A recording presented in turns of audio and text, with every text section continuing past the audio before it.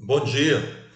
Hoje eu vou responder uma pergunta que me fizeram essa pergunta é como que uma bacia endorreica se transforma em uma bacia exorreica? Vamos entender primeiro.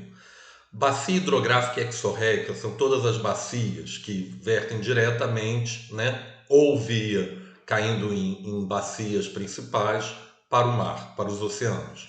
Então, é a imensa maioria das bacias hidrográficas no mundo. Então, um riozinho tem uma nascente, vai caindo maior, vai no maior, vai no maior, ou vai recebendo outras águas, e no final das contas o rio alcança o oceano. Isso é uma bacia exorreica. Entretanto, em áreas com tectônica muito ativa, geralmente em áreas com tectônica muito ativa ou áreas mais secas, nós temos bacias hidrográficas endorreicas, bacias que não conseguem alcançar o mar, que vão morrer em lagos ou no meio de desertos. Um bom exemplo disso é a bacia hidrográfica do rio Okavango, na África, se não me engano, na Namíbia.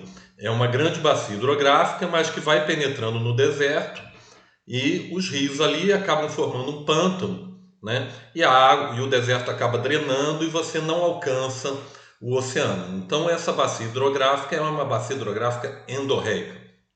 Nós temos também bacias endorreicas na África, por exemplo, o Mar de Aral, que é um mar que secou muito nos últimos tempos, graças ao uso inadequado, antrópico, mas sempre foi uma bacia endorreica, né? Então ali na Ásia, se vocês olharem Mar Cáspio, Mar de Aral, tem rios que drenam para esses mares, são bacias endorreicas. Então bacias endorreicas são bacias com essas características, tá? Agora,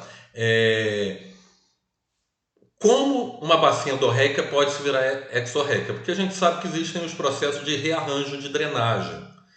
E é muito comum, né? E nós começamos a estudar e descobrir que várias bacias hidrográficas hoje em dia que são exorreicas no passado foram endorreicas. Por exemplo, a bacia do Rio Douro, em Portugal, né?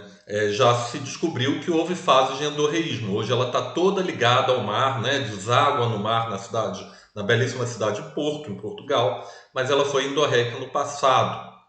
É, Também aqui no Brasil, os pesquisadores Marcelo Freitas e Rodrigo Paixão mostraram, né, que até praticamente a passagem do terciário para o quaternário, você teve, né, a bacia hidrográfica do Rio Paraíba do Sul foi formada por várias bacias endorreicas que foram pouco a pouco se ligando ao mar. Então, como que uma bacia endorreica se transforma em exorreica? Você tem duas possibilidades: ou por transbordo, ou por erosão remontante de algum rio que intercepta. Então vamos falar primeiro do segundo.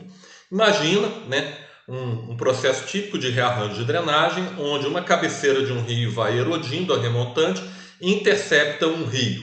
Né? Agora imagina que intercepta um rio endorreico e captura essa bacia endorreica e transforma esse sistema hidrográfico que era endorreico em exorreico. Esse é fácil de entender. Né?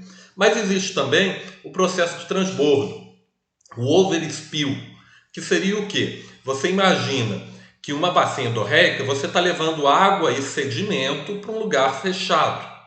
E você começa a criar um grande lago ou mesmo entupir de sedimentos, né, o interior dessa bacia endorreica e você vai subindo ali o nível de base, né, ou vai criando um lago e aí você vai ter um transbordo de água ou mesmo um transbordo, porque formou um lago muito grande e transbordou e aí ligando para novamente a rede hidrográfica exorreica, você tem com rapidez, né, a destruição dessa bacia endorreica, ou mesmo você vai entupindo de sedimentos e também com água você acaba causando transbordo, o overspill. Então, vai ser dado por um processo de erosão remontante de um canal que intercepta e captura, né, pirateia essa bacia endorreica e transforma ela em exorreica, ou pelo processo de overspill, de transbordo, né, porque você vai enchendo aquela bacia endorreica de sedimentos e de água, vai fazendo um lago, e aquilo acaba transbordando e se ligando novamente ao sistema exorreico.